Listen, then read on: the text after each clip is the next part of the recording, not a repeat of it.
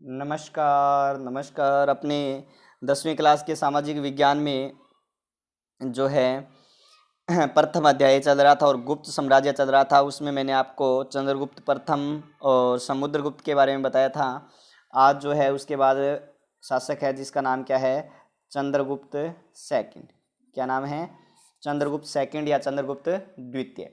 ये जो चंद्रगुप्त द्वितीय है ये समुद्रगुप्त का पुत्र था। किसका? समुद्रगुप्त का पुत्र था। और इसके जो अन्य नाम मिलते हैं चंद्रगुप्त के, जो क्या मिलते हैं हमें, अन्य नाम जो मिलते हैं, उन अन्य नामों में देवराज नाम आता है। क्या नाम आता है? देवराज मतलब। और इसके साथ साथ हमें क्या नाम मिलते हैं इसका?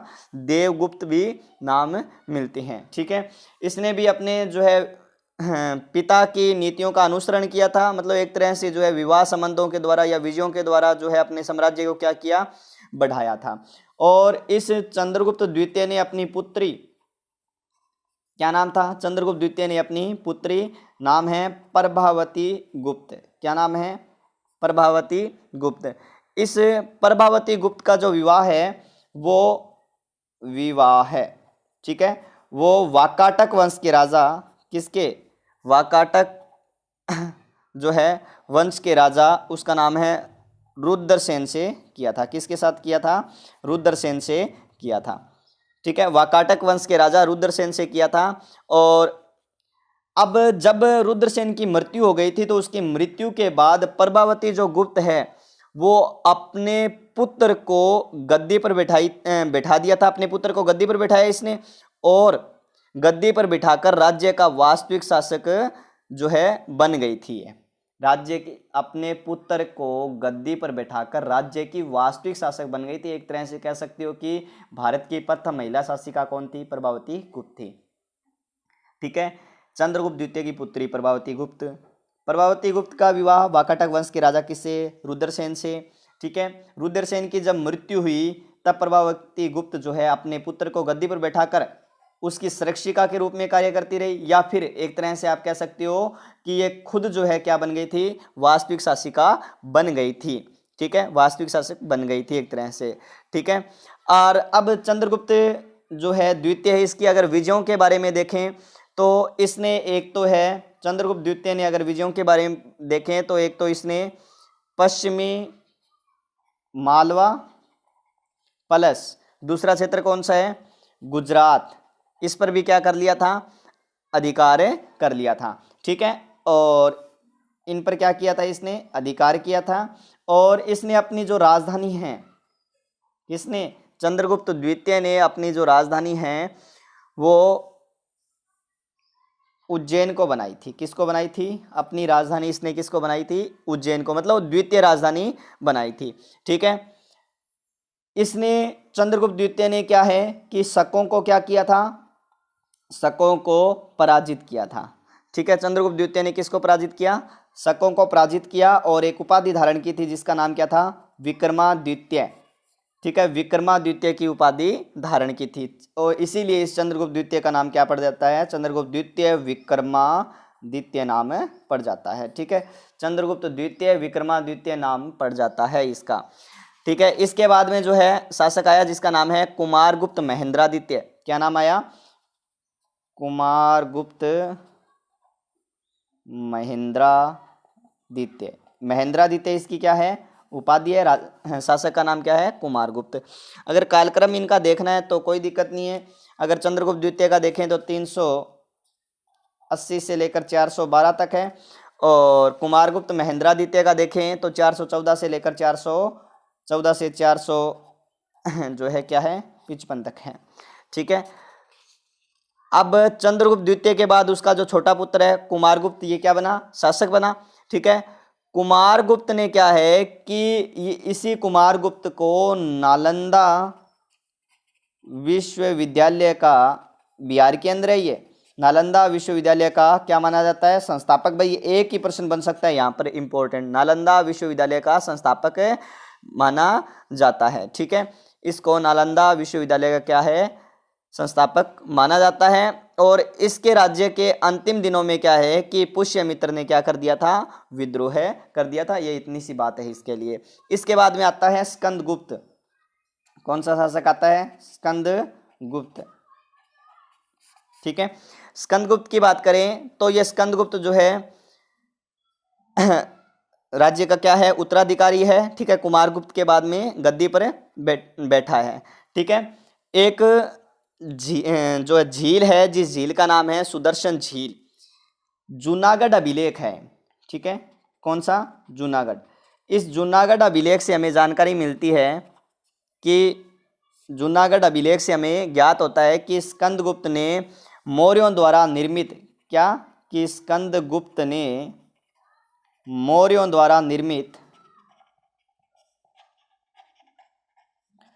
सुदर्शन, कौन सी? सुदर्शन झील का जीर्णोद्धार करवाया था। ठीक है, मौर्यों द्वारा निर्मित सुदर्शन झील का क्या करवाया था? जीर्णोद्धार करवाया था। मौर्यों द्वारा निर्मित सुदर्शन झील का जीर्णोद्धार करवाया था। ठीक है, इसने इसी जो है अभिलेख, जूनागढ़ अभिलेख से ही उल्लेख मिलता है कि जैसे यह सिंहासन पर बैठा तो स्कंदगुप्त को मलेच्छों के रूप में हुणों से भी जूझना पड़ा था, और इसने एक तरह से क्या कह सकते हो आप, हुणों को क्या किया था? इसने पराजित किया था। ठीक है, स्कंदगुप्त ने किसको पराजित किया था? हुणों को पराजित किया था। अब इसके बाद में बात आती है जो है गुप्त वंश की सांस्कृतिक उपलब्धियां। किसकी? गुप्त वंश की सांस्कृतिक उपलब्धियां।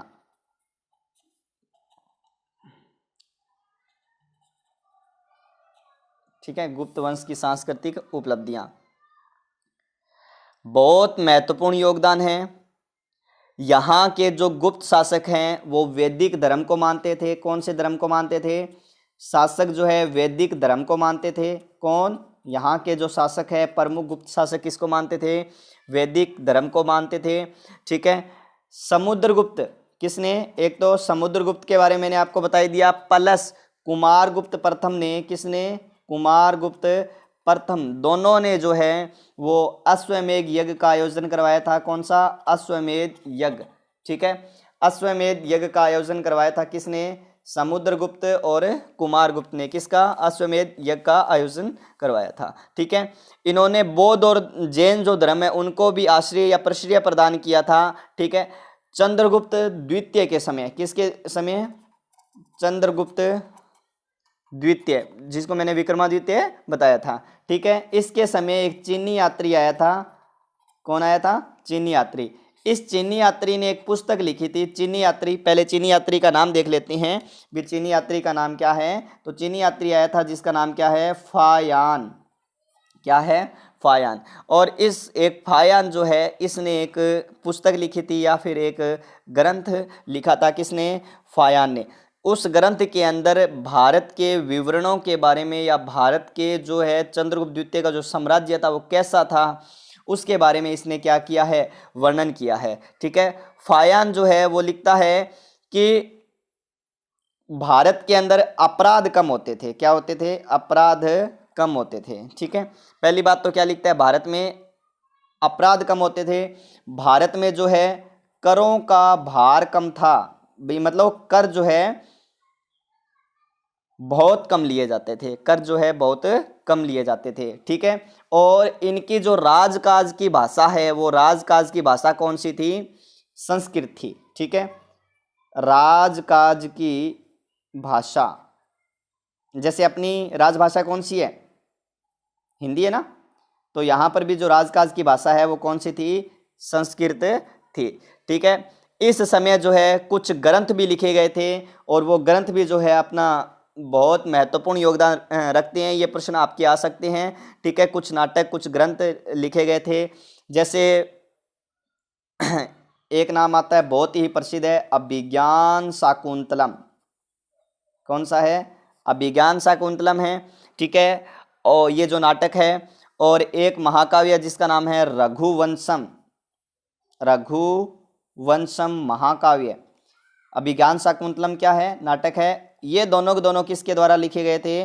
कालिदास। ठीक है, कालिदास किसके दरबार में थे पूछे तो चंद्रगुप्त द्वितीय के दरबार में थे, चंद्रगुप्त द्वितीय विक्रमादित्य के दरबार में थे। इसी तरह से जो है मृच्छकटिकम, कौन सा, मृच्छकटिकम लिखा गया था। और जो मृच्छकटिकम है, इस मृच्छकटिकम जो नाटक के लेखक जो हैं वो कौन थे, शूद्रक थे। मृच्छकटिकम नाटक के लेखक कौन से थे, शूद्रक थे। ठीक है, इसी तरह से जो है एक मुद्रा राक्षस लिखा गया था, मुद्रा राक्षस।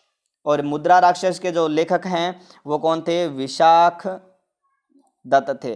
ठीक है, और एक जो है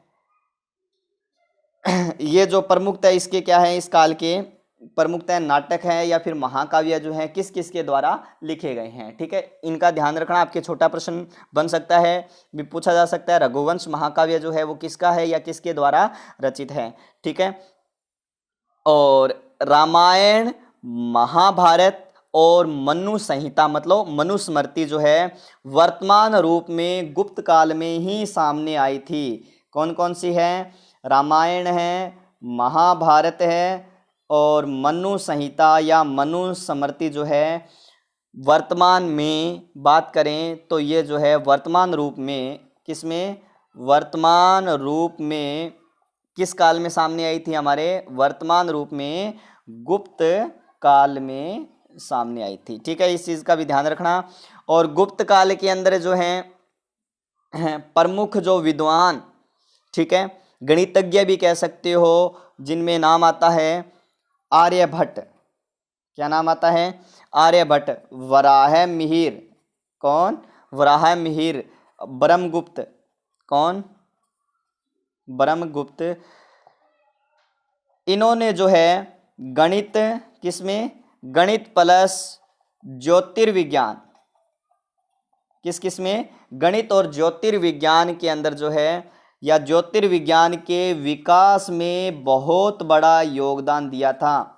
विकास में इनका क्या रहा है, योगदान रहा है। ठीक है, आर्यभट्ट है, वराह मिहिर है, ब्रह्मगुप्त है, इन्होंने गणित ज्योतिर्विज्ञान के विकास में क्या है, बहुत बड़ा योगदान रहा है। ठीक है, इसी गुप्त काल में ही किसमें, गुप्त काल में दशमलव पद्धति का क्या माना जाता है, पद्धति का आविष्कार माना जाता है। इसी के अंदर ही माना जाता है दशमलव पद्धति का आविष्कार। ठीक है, और ये जो है दशमलव पद्धति जो है किसकी है, भारत की देन है। और बाद में ये किसके माध्यम से, अरबों के माध्यम से कहाँ पहुँच गई थी, यूरोप पहुँच गई थी। अरबों के माध्यम से कहाँ पहुँची, यूरोप। इस काल में जो है वास्तुकला है, चाहे चित्रकला है, चाहे धातु कला है, ठीक है, ये जो है इनके जो प्रमाण हैं, वास्तुकला, चित्रकला और धातुकला, किस किस के, वास्तुकला, चित्रकला और धातुकला। ठीक है, इस काल की बहुत बड़ी देन है। और इसके जो प्रमाण है हमें कहाँ कहाँ से, झांसी, कहाँ से, झांसी, कानपुर, झांसी कानपुर दोनों कहाँ हैं, उत्तर प्रदेश में है, झांसी है, कानपुर है। अजंता की गुफाएं, ठीक है, अजंता की जो गुफाएं हैं वो कहाँ हैं, महाराष्ट्र में हैं। अजंता की गुफाओं यहाँ से मिलते हैं। ठीक है, और इसके अलावा जो है दिल्ली के अंदर एक स्तंभ है, ठीक है, कहाँ, दिल्ली में, किसके काल का है, चंद्रगुप्त द्वितीय विक्रमादित्य के काल का है, लोहा स्तंभ है दिल्ली के अंदर। ठीक है, दिल्ली में स्थित लोहा स्तंभ, और इस लोहा स्तंभ का नाम क्या है, महरौली।